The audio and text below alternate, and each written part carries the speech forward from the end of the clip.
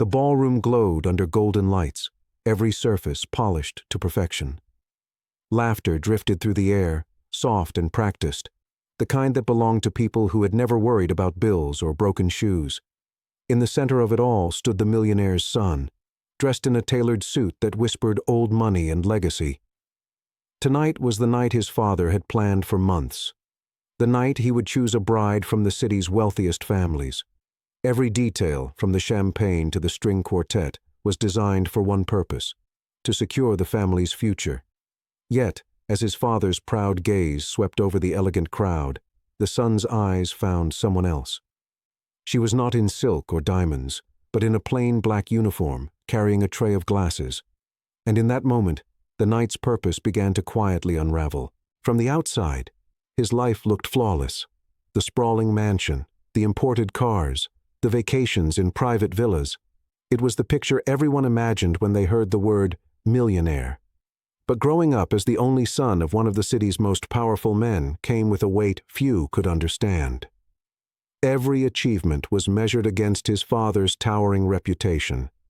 Every failure, no matter how small, was a stain on the family name. The son had learned early that mistakes were not acceptable, not in school, not in business, and certainly not in public. His father believed in discipline above all else, and the expectation was clear. He was to be a mirror image of the man who had built the empire. Friends were chosen for their family names, schools were chosen for their prestige, and even hobbies were approved based on how they reflected on the family's image. In this carefully constructed life, there was little room for individuality. While other young men his age explored who they wanted to be, he was shaped into who his father needed him to be. There were no late-night fast food runs, no spur-of-the-moment road trips, and certainly no relationships outside the world of the wealthy. Every move he made was under scrutiny, every step mapped out like a business plan. The weight of that legacy pressed on him daily. He had learned how to smile for photographs, how to make small talk with investors, and how to carry himself with the effortless confidence that wealth demanded. But behind that polished exterior was a young man who wondered if he had ever lived a single moment of his life on his own terms. And now, with his father arranging a night for him to choose a bride from a room full of wealthy strangers, he knew the expectations had never been higher, and the consequences of defiance had never been more severe. The ballroom shimmered with excess. Crystal chandeliers poured golden light onto polished marble floors. The scent of imported flowers filled the air, mingling with the faint aroma of champagne and expensive perfume. Every guest was draped in luxury, gowns dripping with sequins, suits stitched by the finest tailors in Europe. Conversations floated like delicate music, each one an exchange of influence, wealth, and opportunity. It was a space where appearances mattered more than words, and where belonging was measured in carats and connections. The millionaire's son stood at the center, greeting guests as they arrived. His father moved beside him, introducing him to the daughters of powerful businessmen and foreign dignitaries. Each young woman was perfectly poised, smiling just enough to seem warm, but never too much to appear desperate. They all fit the mold: beautiful, sophisticated, and born into privilege. This was the world his father wanted for him. But as his eyes swept over the glittering crowd, they caught on something unexpected, or rather, someone. In the far corner, near the towering floral arrangements, a young woman in a plain black uniform moved quietly between the tables. Her hair was pulled back neatly, her steps quick but graceful, her face focused on her task. She carried a tray of empty champagne glasses, her presence meant to blend into the background. And yet she did not blend in. She did not sparkle with jewels or boast a designer gown, but there was something about her that drew his attention. Maybe it was the way she carried herself, not timid, but not arrogant either. Or maybe it was the fact that she seemed completely unaffected by the grandeur around her, as if the weight of wealth and expectation that ruled this room had no power over her. For a moment, he forgot the line of wealthy daughters waiting to meet him. His father's voice faded into the hum of music and chatter. All he could see was the girl in the uniform. She did not belong here, not in the way the others did, but somehow she seemed more real than anyone else in the room. He found himself watching her more closely than he intended, noticing the way she helped an elderly guest adjust his chair, or how she smiled faintly when a small child tugged at her apron. In a room built on appearances, she was the only one not performing. And without knowing why, he felt an unfamiliar pull, one that would change the course of the night and perhaps his entire life. The music swelled as the orchestra shifted to a softer melody, and the crowd moved as if choreographed, each guest gliding effortlessly from one conversation to the next. The millionaire's son stood beside a young woman in a glittering silver dress, nodding politely as she spoke about her family's latest investment in a chain of luxury resorts. Her words were polished, her smile perfectly timed. Everything about her was rehearsed. But his attention was slipping. His eyes, almost against his will, drifted across the room to find her again. The girl in the black uniform. She was leaning slightly to adjust a tablecloth, her movements unhurried yet precise, as though she took pride in work that others might dismiss. There was a focus in her eyes, a quiet determination, and it struck him that in a room where so many were trying to be noticed, she was doing everything she could to disappear. He wondered who she was. How had she ended up here, serving the people who spent more on a dress than she might make in months? Did she see them as untouchable, or did she see right through them?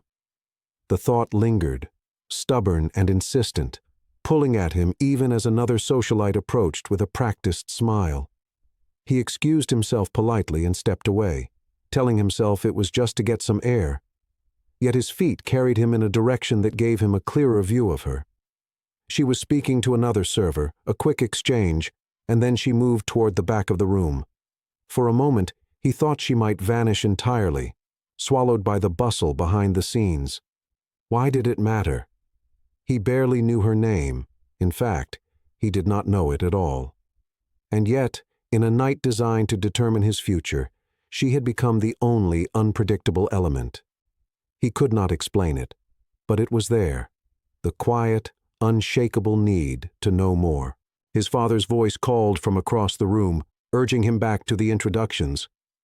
The weight of expectation pressed down on his shoulders again, but his mind was elsewhere. He had met countless women who were everything his father wanted for him, but none of them had made him wonder, in a way that felt dangerous, what would happen if he ignored the plan entirely.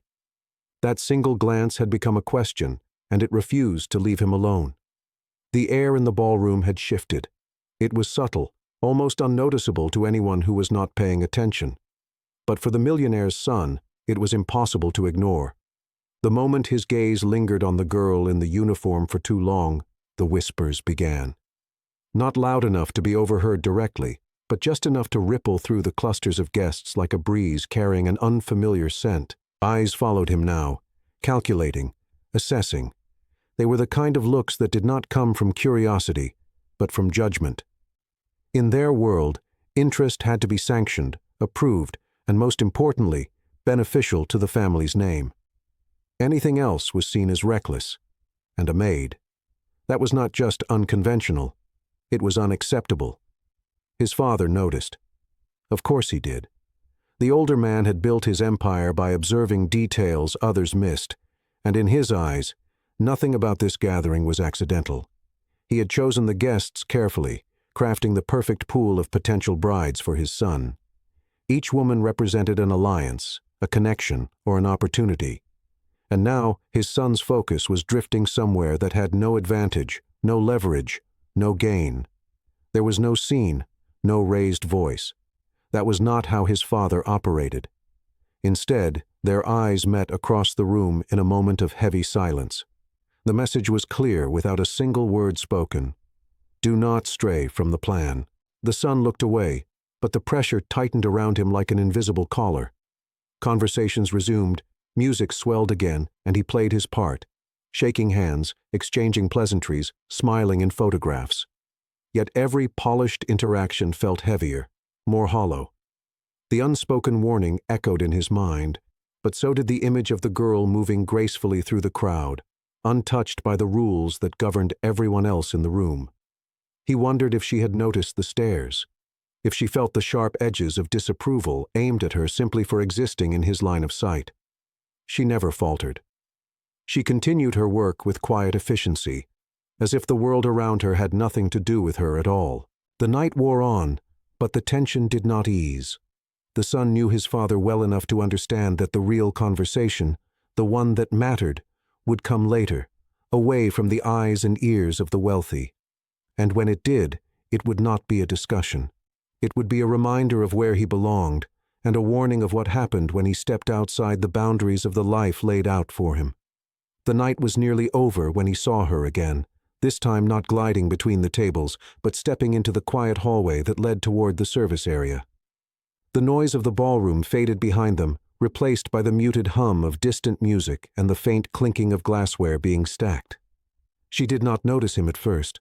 She was focused on balancing a tray of empty champagne flutes, her steps measured and steady. He had not planned to speak to her. In truth, he had been telling himself all evening that it was better to leave the curiosity alone. But when their paths crossed in the narrow space, it felt impossible to simply walk past. He slowed his pace just enough to let the moment linger. She glanced up briefly, startled to see one of the guests, or perhaps not surprised at all. Her expression did not change into the automatic smile she might offer a stranger. Instead, she looked at him as if trying to place why he was there at all. It was not the gaze of someone impressed by his suit or surname. He asked if she needed help carrying the tray. It was not a line he had ever used before, and perhaps that was why it felt strangely genuine. She shook her head politely, but there was a faint flicker in her eyes, maybe amusement, maybe confusion, before she continued on her way. It should have ended there. But as they walked side by side for a few steps, he found himself asking where she learned to balance so many glasses without looking down. She answered simply, telling him she had been working in events since she was 16. No embellishment, no attempt to make the story more interesting than it was. And that, oddly, made it more interesting to him. Her voice was steady, but her words carried a kind of honesty he rarely encountered in the carefully edited world of the elite. There was no attempt to impress, no subtle boasting hidden behind humility. She was speaking because he had asked, not because she needed him to know. They reached the doors to the kitchen, and she paused just long enough to meet his eyes once more. "Enjoy your evening," she said, her tone neither cold nor warm, just real. And then she was gone, disappearing behind the swing of the door, leaving him in the hallway with a strange feeling that the night had just shifted in some small but irreversible way. It was not love, not yet, but it was the start of something he could not name, a spark, faint but insistent, that would refuse to go out no matter how carefully he tried to smother it. When the night ended and the last of the guests drifted out into waiting cars, she stayed behind to help pack away the remnants of the evening. By the time the silverware was polished, the tablecloths folded, and the floors cleared of scattered petals, the ballroom was unrecognizable, stripped of its glamour, as if the night's magic had never happened. She slipped out the back entrance into the cool air, clutching her worn bag against her side, her heels clicking softly on the uneven pavement. Her apartment was on the far side of the city, a cramped unit above a noisy convenience store. The hallway smelled faintly of fried food and damp wood, and the stairwell light had been out for weeks. She climbed the steps slowly, her body aching from the long shift, the thin soles of her shoes doing little to shield her feet from the day's weight. Inside, the space was small but neat, a single room with a narrow bed, a chipped dresser, and a small table by the window. It was not just the size that made it feel tight. It was the constant reminder of how much she was trying to hold together. Bills sat stacked in an envelope on the dresser, each one a quiet deadline. The fridge hummed softly, half empty except for a few basics she stretched to last until the next paycheck. She never complained, but the exhaustion in her shoulders told its own story. Her mornings started early.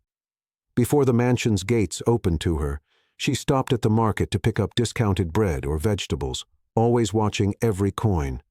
The bus ride was long, and often she stood the entire way, swaying with the turns as the city blurred past the windows. She knew every street and every shortcut by heart, not because she wanted to, but because life had taught her to memorize the paths that cost the least. Despite the strain, there was a discipline to her days, a pride in making do with what she had. She kept her uniform pressed, her shoes polished, and her hair neatly tied back. No one at the mansion saw the hours it took to prepare herself. both for the work and for the unspoken scrutiny that came with being in the orbit of wealth. It was a life of constant balance, between dignity and necessity, between exhaustion and the quiet determination to keep going. She never sought pity. But for those who might have looked closely, the truth was there, hidden just beneath the surface. Her world was not defined by grand halls or golden chandeliers. It was defined by the resilience required to walk into them each day, knowing she belonged only as long as she served. The invitation was never meant to be simple. In his world, a dinner invitation from the family was more than a meal. It was a statement, an unspoken declaration of who was welcome inside their inner circle. He had extended it impulsively, catching her by surprise at the end of her shift. There was no grandeur in the way he asked. It was almost casual, as if inviting her for coffee rather than to dine in a home where chandeliers sparkled and portraits of ancestors looked down from gilded frames. She hesitated, unsure whether he was serious or if it was some kind of test, but his eyes held none of the mockery she had grown used to seeing from others. Against her better judgment, she accepted, though the moment the words left her mouth, she felt the unease take root. News traveled fast inside the mansion. By the following afternoon, whispers had found their way to his father's ear. A maid invited to the family table was not tradition, it was disruption. His father's reaction was sharp but controlled, the kind of disapproval that was more dangerous than outright anger. There would be no public confrontation, but the message was passed in clipped sentences and silent looks. This was unacceptable. The night of the dinner, the tension was already thick before she even arrived. She had spent hours preparing, wearing her only simple dress, one that was clean and well-pressed, but far from the glittering gowns that usually graced the table. When she stepped into the dining room, the contrast was undeniable. The other guests, dressed in silk and diamonds, paused mid-conversation to glance at her. Some smiled politely, others barely masked their surprise. The meal itself was a quiet battlefield.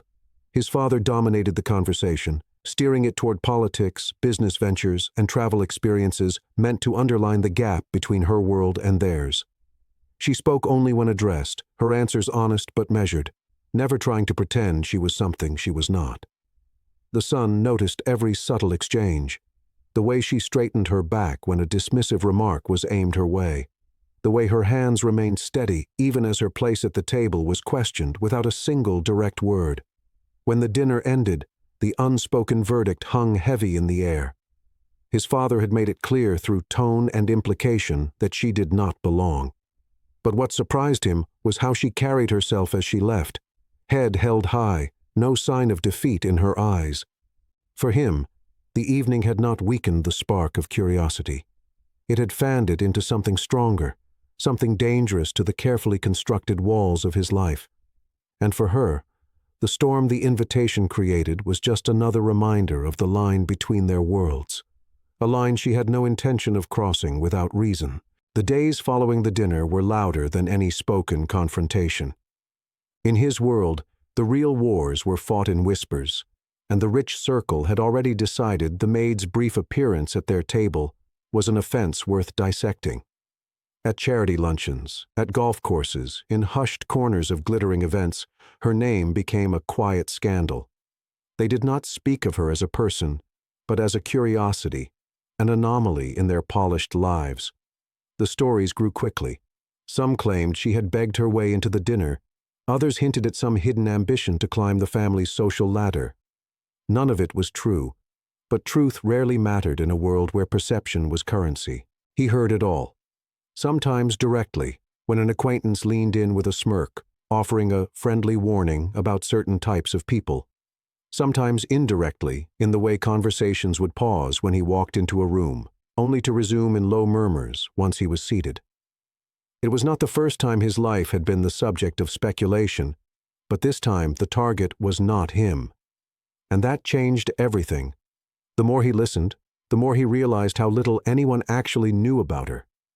They spoke as if they understood her motives, yet not a single one could name the street she lived on, the hours she worked, or the sacrifices she made just to stand in the same room as them.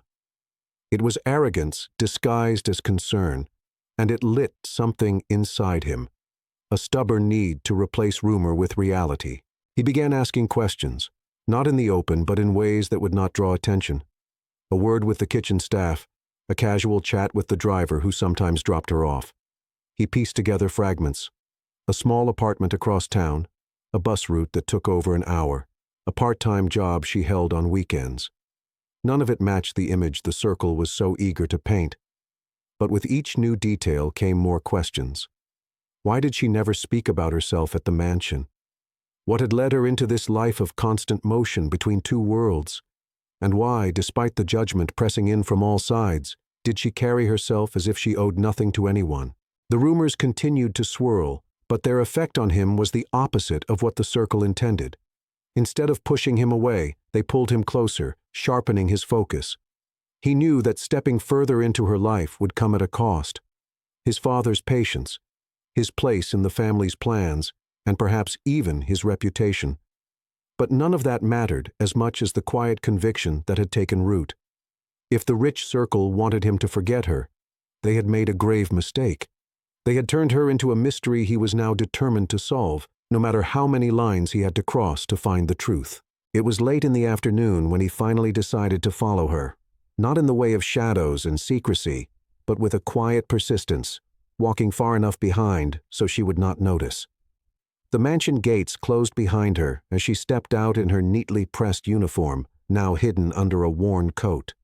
Her stride was steady, unhurried, as if she had long ago accepted the weight of the day and learned to carry it without complaint.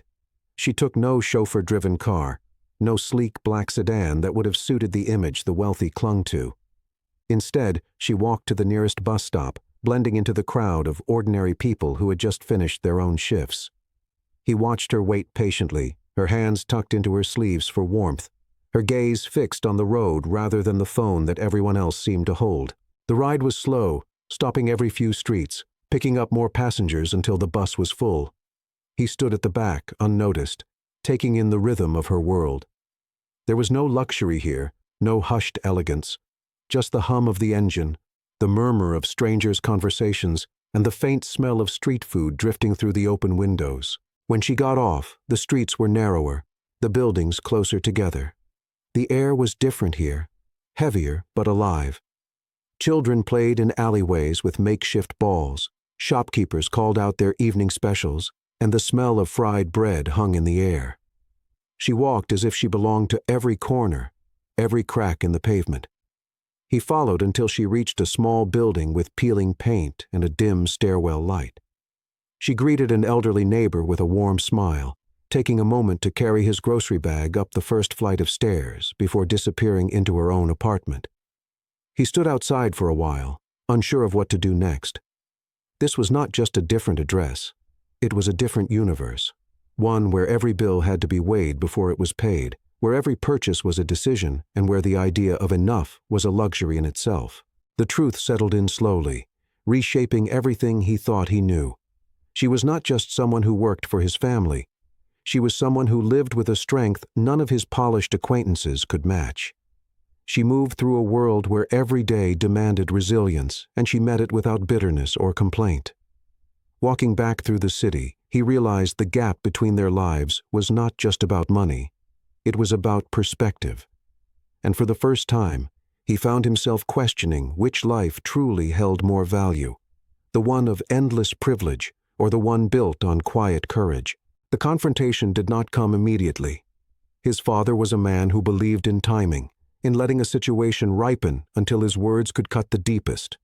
For days, there was silence, but he could feel it brewing in the measured way his father looked at him in the pauses during dinner conversations, in the sudden absence of casual warmth.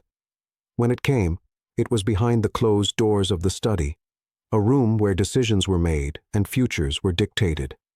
His father did not waste time on pleasantries. He laid it out with the precision of a businessman closing a deal. There were expectations, responsibilities, and a life already planned for him. One that required alliances with families of equal wealth, the kind of unions that strengthened empires. A marriage, his father reminded him, was not just about affection, it was about legacy.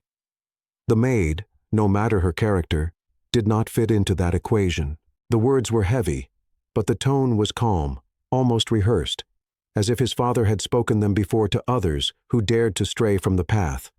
Then came the ultimatum: end whatever curiosity he had for her and choose from the list of suitable women his father had personally approved, or step away from the life and privileges that had been built for him since birth. It was not shouted, but it carried the finality of a sentence already passed. He listened, silent, his thoughts pulling in two directions.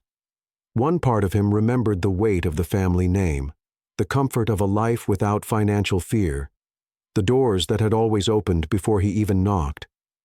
The other part replayed the image of her walking up those worn apartment steps, the strength in her voice when she answered the subtle insults at dinner, the quiet dignity she carried in every move. The choice was not just between her and the approved names on a list.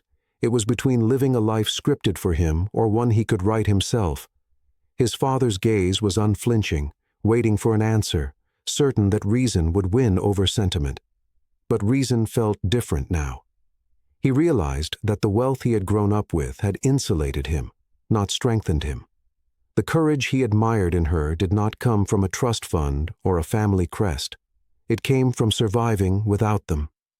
When he finally spoke, his answer was not the one his father expected. He chose not to pick from the list. He did not promise to walk away from her.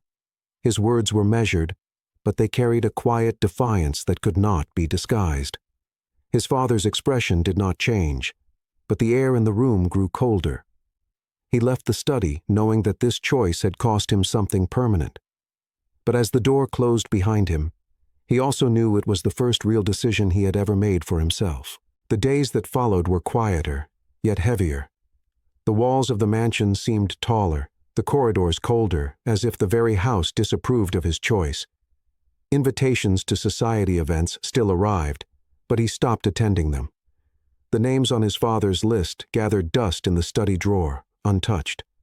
And still, he found himself seeking her company, not with grand gestures, but with moments that mattered. Walking with her through the city streets she called home, sharing meals at small corner cafes, listening more than he spoke. For her, the shift was both comforting and unsettling. She had never been the center of anyone's rebellion, never the reason someone challenged a life carved out for them since birth. She worried about the weight of it, about the storm she knew could come from defying a man as powerful as his father. But every time she considered stepping back, she saw the way he looked at her, not as a passing fascination, but as someone who had already made up his mind. Word spread quickly in the world of the wealthy. Whispers turned into rumors, and rumors into pointed remarks made at luncheons and charity galas. The son of a millionaire with a maid. The phrase carried both disbelief and judgment, and it echoed across drawing rooms and dinner tables. Yet, the more they spoke, the more he realized how hollow their opinions sounded. These were people who measured love in inheritance contracts and engagement announcements, people who did not understand that a life's worth could not be counted in shares and assets alone. He began to notice a change within himself. The opinions of those who once held influence over him now felt irrelevant. Their approval no longer dictated his happiness. He watched her navigate their disapproval with grace, never lowering her eyes, never pretending to be someone she was not. It was in these moments, the ones where she stood unshaken, that he knew his choice had been the right one. One evening, they sat together on a quiet park bench, the city lights reflecting in the small pond nearby. The air was cool, carrying the faint scent of jasmine from a nearby garden. They spoke about everything and nothing, but it was in the silence between their words that the truth settled deeper. He no longer cared about the legacy he had been told to protect. A legacy built on wealth alone was empty without someone to share it with. Someone who could see past the gold and marble, straight into the heart. When love spoke louder than legacy, the noise of the world faded. And in that quiet, he understood that the life he wanted was not the one waiting for him in the mansion, but the one he could build with her, brick by brick, with something far more valuable than fortune, trust, respect, and an unshakable bond. The backlash began quietly, almost politely, like a storm gathering on the horizon. At first it was nothing more than an awkward pause in conversation when he entered a room, a strained smile from family friends, an unanswered message from someone who had once been eager to meet. But it grew quickly. Business associates began to distance themselves, citing vague scheduling conflicts. Invitations to events arrived late or not at all. The world he had once moved through effortlessly was closing its gates one by one. His father's disappointment was no longer hidden. It was a steady, cold presence in every exchange, a reminder that his choice had disrupted not only the family's image, but also the carefully cultivated alliances that came with it. At dinners, his father spoke less to him and more about him, as though he were no longer present, as if he were an example of what not to do. The silence between them was not born from misunderstanding, but from a refusal to bend. She felt the consequences as well, though she had never asked for this fight. At the mansion, where she still worked part-time to support herself, whispers followed her down hallways. Other staff members, fearful of losing their positions, kept their distance. The easy camaraderie she had once known in the service quarters was replaced by cautious glances and hushed conversations that ended when she entered the room. Outside, strangers she had never met seemed to know her name, their looks carrying a mix of curiosity and disdain. For him, the hardest part was not the loss of connections or the slow withdrawal of those who had once called themselves friends. It was watching her navigate a world that seemed determined to remind her of her place. He wanted to shield her from every cutting remark, every disapproving glance, but he knew she would not allow it. Her pride was her armor, and she wore it with quiet dignity. The cost of choosing her was steep, but he found that it revealed the truth about the people around him. Those who valued him for his family's wealth were the first to leave. Those who stayed did so without conditions. It was a harsh sorting of loyalty, but it was also freeing in a way he had never experienced before. They learned to build their own circle, small but genuine. Their days together became less about grand displays and more about shared meals, evening walks, and conversations that stretched long into the night. The mansion, with all its gold and marble, felt less like home than her modest apartment, where every object had a story and every corner held warmth. The backlash had stripped away much of the life he once knew, but in the quiet aftermath, he realized something his father never could. The cost of choosing the maid was nothing compared to the price of giving up the one person who made his world feel real. They did not wait for the world's blessing because they knew it would never come. Approval had been the currency of his old life, traded at charity galas and signed over in business contracts. But in this new life they were building, it held no value. What mattered now was that they understood each other, trusted each other, and shared the same vision for the days ahead. Leaving the mansion was not a dramatic storm out, but a quiet, deliberate step. He moved into her modest apartment, bringing with him only what he needed, and nothing that tied him to the image he had left behind. Gone were the tailored suits waiting in gold-trimmed closets, replaced by shirts that had been worn and loved for years. The noise of social expectations faded into the hum of a simpler life, where success was measured by what they could create together, not by who applauded it. Her transformation was equally profound. No longer the maid who slipped in and out of rooms unnoticed, she began to see herself as his equal. It was not about titles or wealth. It was about partnership. She handled their shared expenses with care, finding ways to make every dollar stretch further. He, in turn, supported her dream of returning to school, covering her tuition with the money he had set aside for a future that no longer existed in the shape his father had imagined. They faced challenges without the safety net of his family's influence. When the old car broke down, they pooled their savings instead of calling for a replacement from the mansion's garage. When the rent increased unexpectedly, they took on extra work to make ends meet. These trials did not weaken them. They cemented their bond, showing them both that love was not about grand gestures, but about standing side by side when the ground beneath them shifted. The whispers in the rich circle continued, but they were now little more than background noise. The people who once scoffed at their relationship had moved on to other scandals, and their lives carried on quietly in the shadow of a world they no longer cared to be part of. What they built was theirs alone, free from the constant performance wealth demanded.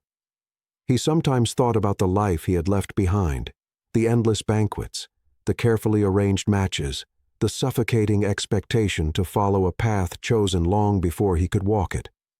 But those thoughts always ended with the same quiet certainty. He had traded a kingdom for a home, and it was the best decision he had ever made. In their small apartment, surrounded by the life they had chosen and built brick by brick, he understood something his father never could.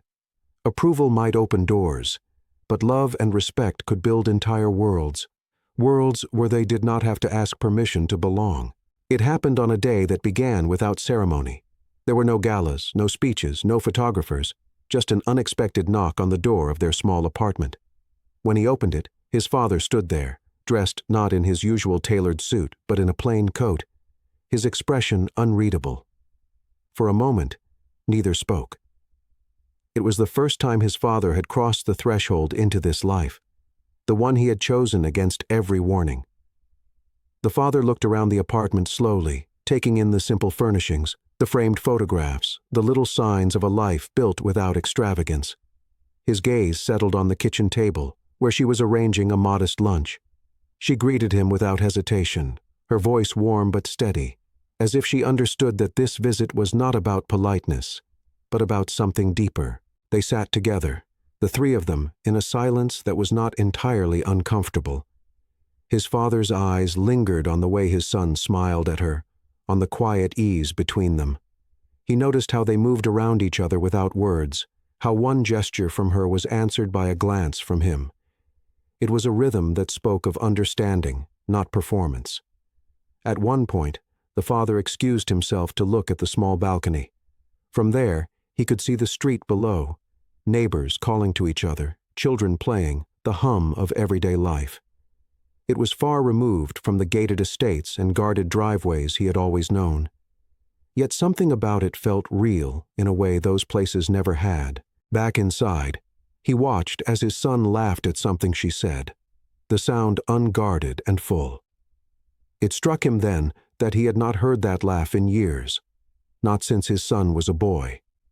He had been so focused on legacy, on image, on aligning every detail of his son's future with his own vision, that he had forgotten the most important measure of success: happiness. When the meal ended, the father stood, looking at them both.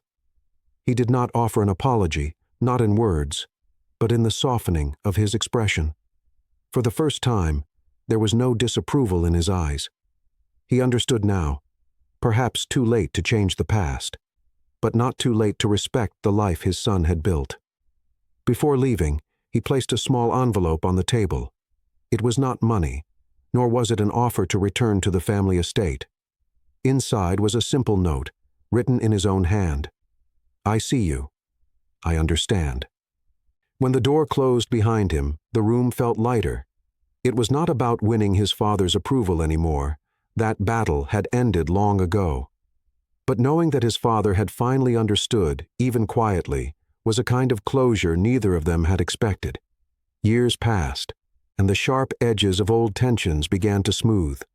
They never returned to the grand mansion, but the millionaire father visited often, always arriving without fanfare, always leaving with a little more ease in his step. He began to join them for dinners, sometimes bringing fresh bread from a bakery he had discovered, sometimes simply showing up to listen to their stories. In time, what had once been seen as defiance turned into quiet respect. The father no longer measured his son's worth by the wealth he displayed or the circles he moved in. Instead, he saw a man who had built a life of meaning, a man whose choices had been guided not by pressure or expectation, but by love and conviction. It was a lesson the father had never expected to learn, and one that humbled him in ways that boardrooms and business deals never could. The small apartment became a meeting place for more than just the three of them. Friends, neighbors, and even distant relatives who had once whispered their doubts now stopped by to share coffee or join in for a home-cooked meal. The warmth in that space had nothing to do with money and everything to do with the people who filled it. She was no longer the maid who worked quietly in the background of someone else's life. She was a partner, a daughter-in-law, and in time, a mother. Their child grew up not in the shadow of expectations, but in the glow of a home where kindness was valued more than appearances. Even the millionaire father found himself learning from the little one, about patience, about laughter, about the joy of being fully present. There were still moments when the world outside tried to judge them. Invitations to high society events still arrived from time to time, though they were politely declined. The life they had now was not about proving anyone wrong. It was about proving to themselves every single day that they had chosen the right path. One evening, as the sun dipped low and painted the room in gold, the father looked at his son and daughter-in-law and said something he had never said before. "You built something better than I ever could have imagined." It was not dramatic, but it was enough. Those words, spoken without pride or performance, carried more weight than any inheritance. In that moment, they all understood that wealth was not counted in numbers or properties, but in the strength of the bonds that survived every trial. They had not only redefined what family meant, they had rebuilt it from the ground up. Their story was not one of fairy tale perfection. It was real, flawed, and beautiful. And if you believe that love, courage, and choosing your own path can change everything, then this is your reminder to hold on to it, no matter the cost. Because the richest life you can live is the one you choose for yourself.